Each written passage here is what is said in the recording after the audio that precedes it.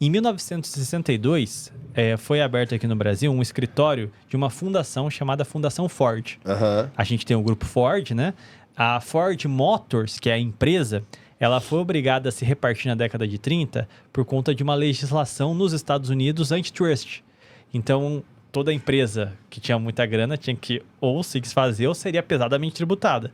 Logicamente, visando a cooptação das instituições de Estado pela iniciativa privada, que a própria decadência do Estado, a corrupção do Sim. Estado grande que os Sim. liberais falam, acaba vindo do setor privado, né? Olha aí, quando o capitalismo acaba gerando esses monopólios. Então, para repartir o patrimônio dos Ford, eles fundaram a Fundação Ford e a Ford Motors. A Ford Motors vem no Brasil na década de 40, 50 e começa a fazer aquele esquema de patrocinar institutos, bolsas, formações para criar lideranças de direita liberal, Sim. criar esses elementos biônicos.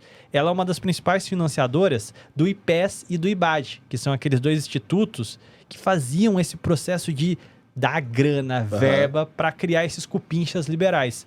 Só que olha que engraçado, em 62 chega a Fundação Ford no Brasil, voltada a estruturar as ciências sociais e políticas no Brasil, que eram campos que a gente não tinha cátedras, a gente não tinha curso, a gente não tinha nada.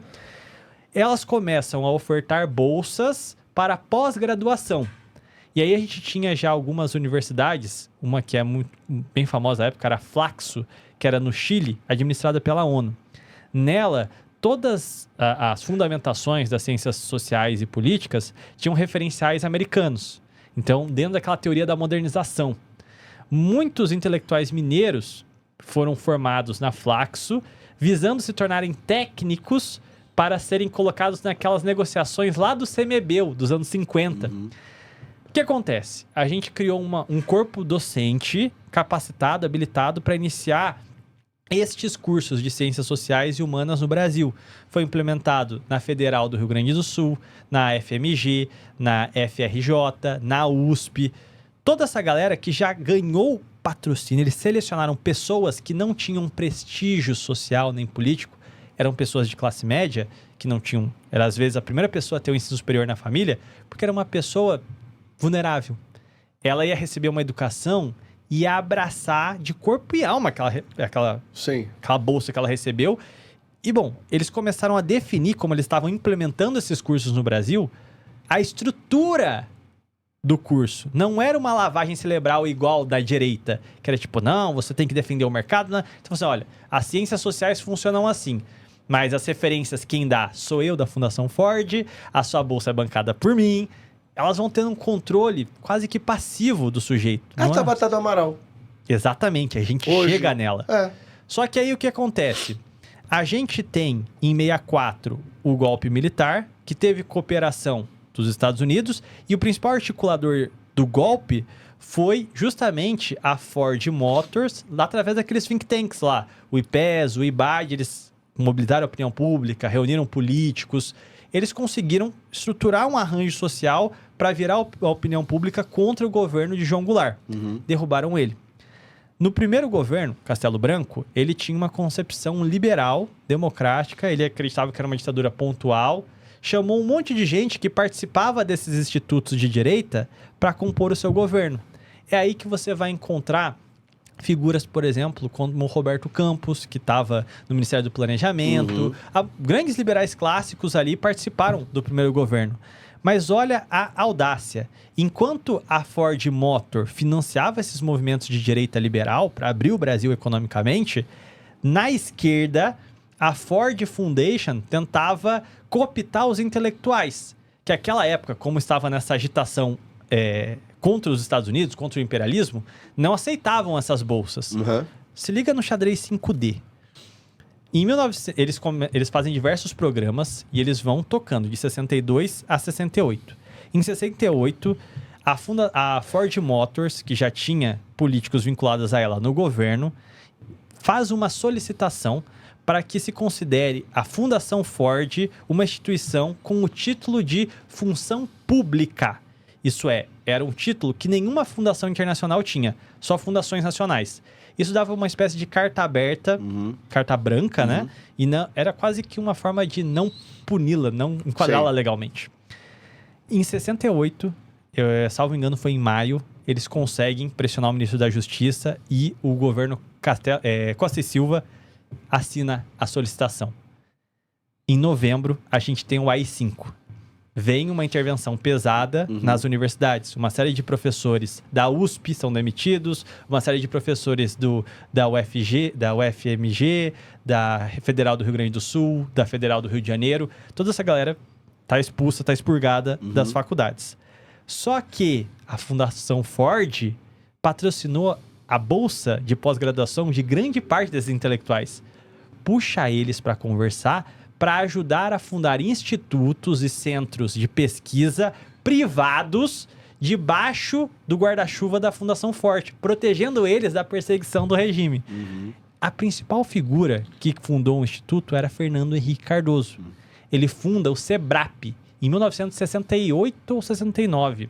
A Fundação Ford passou para o SEBRAP, que é desenvolver pesquisas sobre comportamentos sociais, antropologia, estudos sobre levantamentos democráticos. Eles basicamente levantavam estudos para implementar políticas públicas. O SEBRAP recebeu mais de 2 milhões de dólares entre 60 e 80. Tipo assim, é uma grana a cheque sem fundo. Era absurdo. Até hoje é absurdo. Hoje a gente já tá falando de corrupção de bilhão. Não sei se é tão mais absurdo, meu camarada. O Brasil não é pra amador. Aqui que tá a questão. Não era corrupção. Era uma transferência direta do estrangeiro. Entendi. É uma parada muito bizarra. Pra muito político, 2 milhões de dólares, eu acho que não... O cara já não...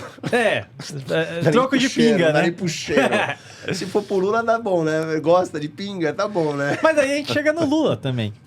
Porque do SEBRAP, a gente também tem um outro instituto que é fundado, que é o SEDEC. Tanto o SEBRAP quanto o SEDEC, eles vêm de intelectuais da USP, aqui de São Paulo. E eles têm uma série de teorias que partem da teoria da modernização. Para você ter uma noção, o SEDEC, um dos membros fundadores é a Marilene Chaui. Acho que você conhece ela, né? Sabe? Eu odeio a classe média. Ela é uma das fundadoras. E o SEDEC, ele tem um diferencial. Ele chegou a receber mais de 3 milhões de dólares entre 60 e 80. Ele articulava bolsas, pesquisas, já que nas universidades eles estavam banidos, eram subversivos.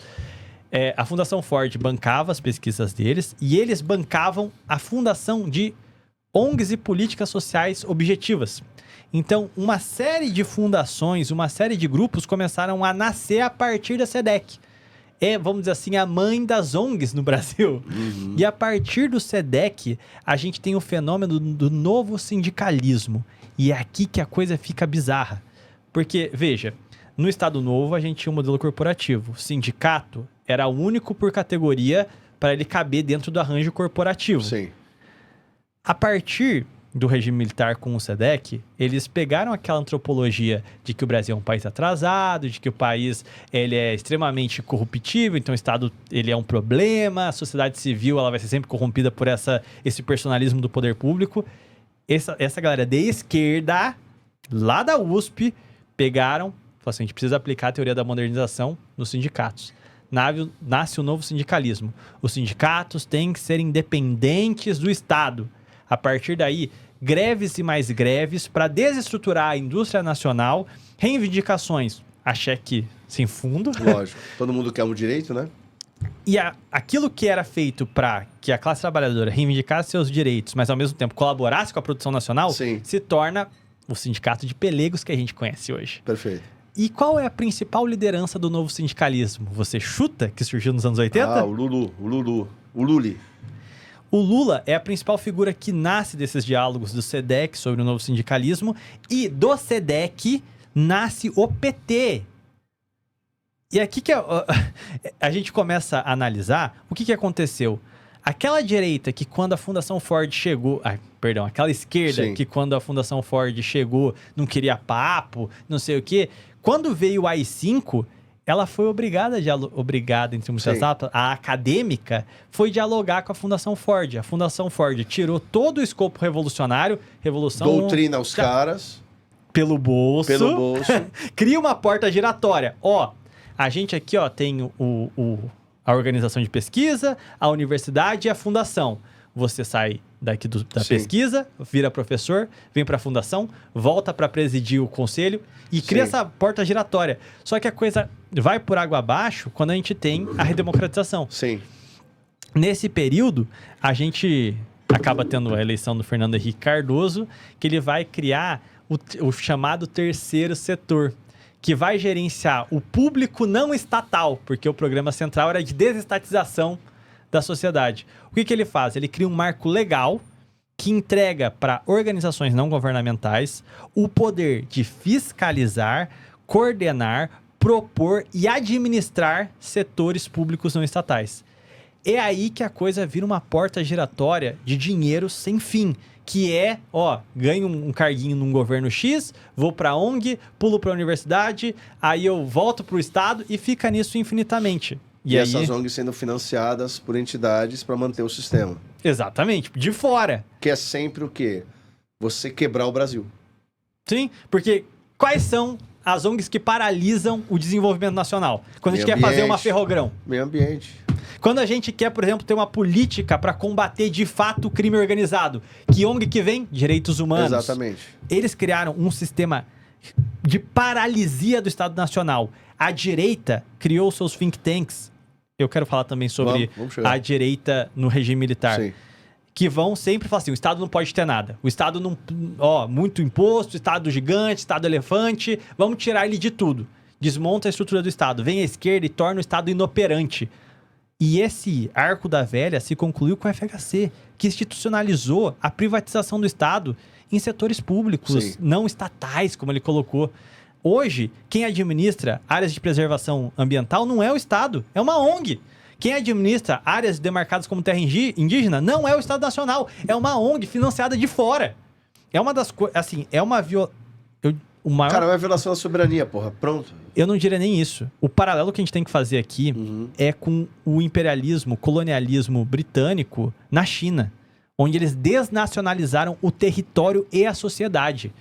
Eu acredito piamente que esse processo que se fermentou no regime e se consolidou a partir do FHC no governo é o início do nosso século da vergonha, em que a gente vai ser realmente governado e fatiado pelo estrangeiro até que a gente tenha condição de fazer uma revolução nacional.